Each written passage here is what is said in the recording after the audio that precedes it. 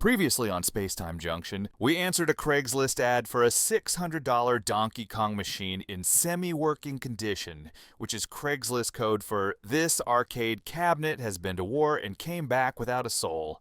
So naturally, I bought it immediately. We stripped off every part like we were on a reality show called Pimp My Nintendo Trauma. We sanded it down like it owed us alimony. We filled every mysterious hole with Bondo and blind optimism, and then we painted the cabinet like Michelangelo, as if he were two Red Bulls deep on a deadline. Meanwhile, and I cannot stress this enough, our tumbler was doing the Lord's work. It was vibrating at a frequency that probably summoned the Antichrist. It spun for 3 days straight. If that thing starts talking in tongues, I'm not going to be surprised, but by the end of it, every bolt, bracket, and screw looked like it just walked out of a day spa in Malibu. This machine used to be a rust-covered relic abandoned in a Texas garage barn thing, and now it looks like it just got cast in Ready Player 2 Electric Boogaloo. In conclusion, we broke physics, history, and possibly zoning laws to make this happen. Now that the paint is dry, like actually dry, not the "I'm about to ruin this forever" stage of dry, but the kind where you can confidently poke it with your finger and not feel shame, it's finally time to install our freshly minted coin door, and everything is going fine at first because that's how it lures you in. That's how it gets you. The bolts start lining up, the holes are cooperating. I'm starting to feel confident, which is always a mistake. Then suddenly a few of the bolt holes don't line up. And I don't mean slightly off. I mean they are in a different zip code. Now, I don't know who drilled these original holes back in 1981, but I imagine it was a man named Doug who was both incredibly strong and actively mad at the concept of precision. So I stare at the cabinet, I think deeply about life, the universe, everything, and then I make a decision that can only be described as delusional confidence. I grab my drill, I hold it like a weapon from The Legend of Zelda, and I politely inform this Donkey Kong cabinet that it is wrong, I am right, and that we are putting some brand new holes in this sucker whether it likes it or not. After a few beautiful cathartic seconds of drilling into ancient plywood that probably watched Cheers in real time, we now have 3 new holes and a better world in which to live. And honestly, I feel like a hero, or at least a man who shouldn't be left unsupervised at Home Depot.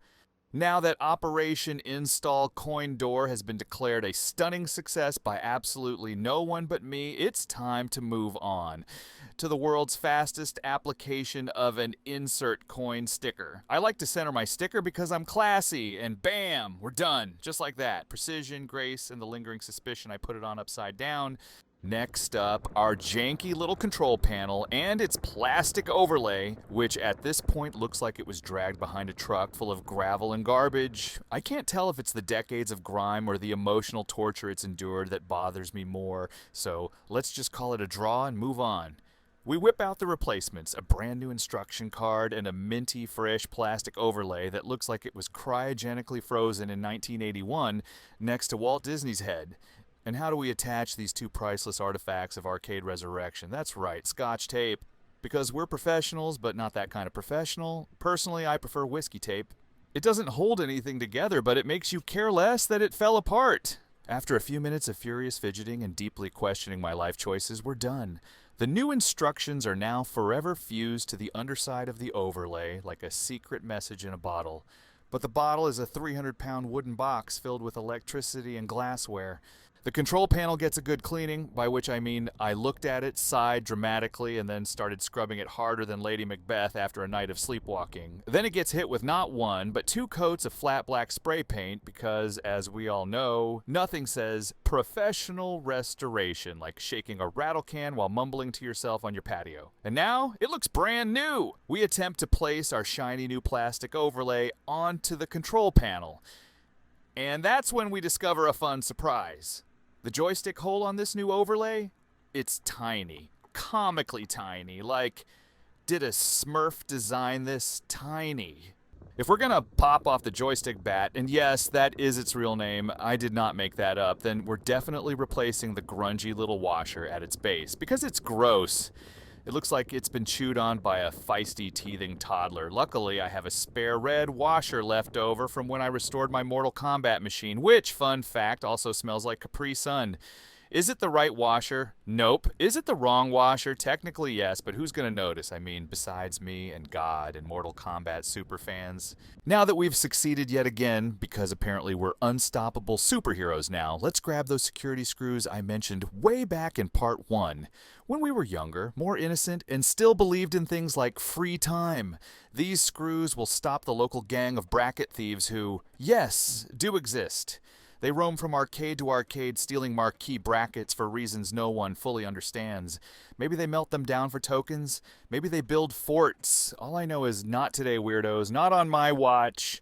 After we wire in our little service switch, which when pressed, heroically dispenses sweet, delicious free credits like it's trying to bribe me into liking it, we give it the old once-over and move on to something actually fun, installing the T-molding. Now, I asked Google what T-molding was for, because I like to pretend I'm an educated adult, and it said, and I quote, "It's a flexible plastic molding that fits into a groove, concealing raw edges and preventing damage from impacts or wear and tear."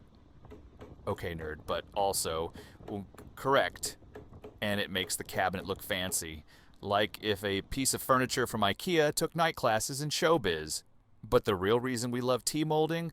You get to use a rubber mallet, like you're some kind of adorable hardware-themed Norse god. Just bonk, bonk, bonk your way to glory. It's restorative. It's primal.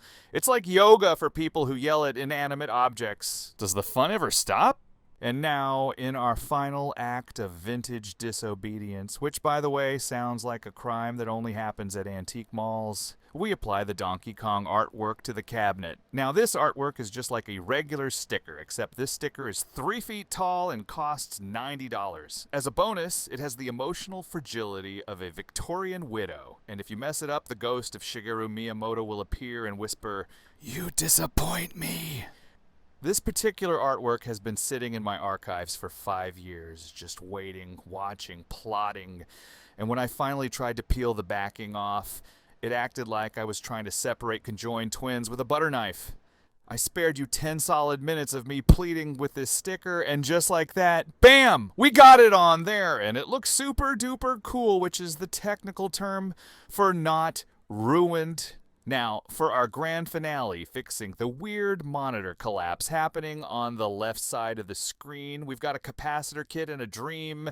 This Sanyo monitor has more capacitors than a Radio Shack, going out of business in 1987. Luckily, the capacitors I bought were prepared by an anal retentive perfectionist whom I adored and dearly miss. The process ensues with the matching of the capacitor polarity game well underway. After all, we don't want any more magic smoke escaping, right?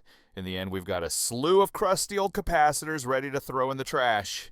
I get everything swapped, I plug it all in, and the screen looks worse. Like haunted house bathroom mirror worse. And all I can think is, why me? Why now? What did I do in a past life? Was I the guy who invented dial-up? No, but I am the guy that knows where the diagrams are when you want to fix a monitor.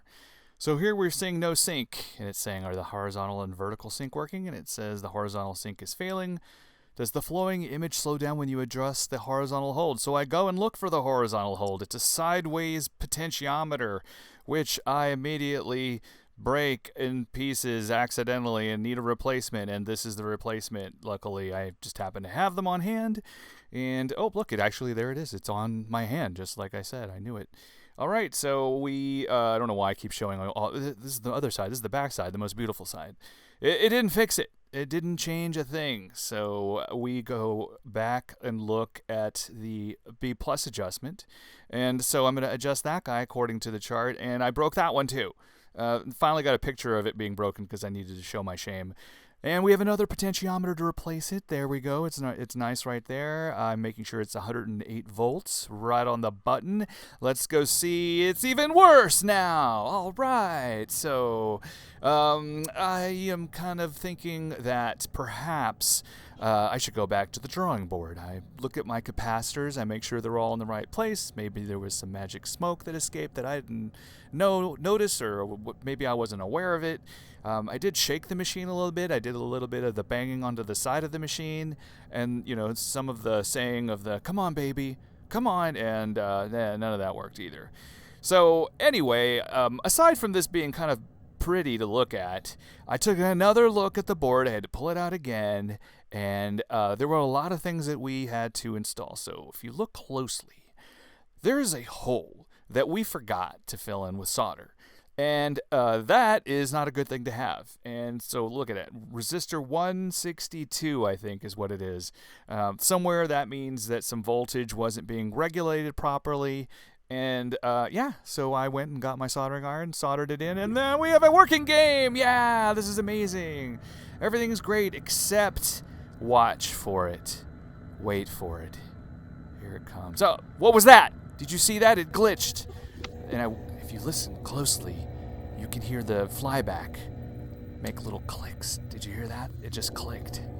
It's going to do it again. Hold on. Wait for it. It's going to come right there. So we take the old flyback off. It looks like something out of the movie Alien. A little scary. And we got a new flyback, which is beautiful. It looks like something from Back to the Future. I'm enjoying it. I put the new flyback on there, and it mostly fits. There's a few things I had to do. I had to get these two little screw potentiometer things to go on, hold it on right here. But no big deal, right? We have it all put together, and let's take a look at the game again after we put it all, and it's beautiful, and there's no glitching. Donkey Kong back again. And what was I missing? This is the last part. I found that I could go online, and somebody would sell me the coin box, so we're going to stick the coin box in. And you know what? Now that we're finally done, let's play a game. Let's play at least one man and see if I can make it up to the top on the first try. I don't know. I'm pretty good at it, but, there's no guarantees at all here, everybody. All right, we're going to close it up. Our coin door's in here, and here we go, firing up a game now. Ready?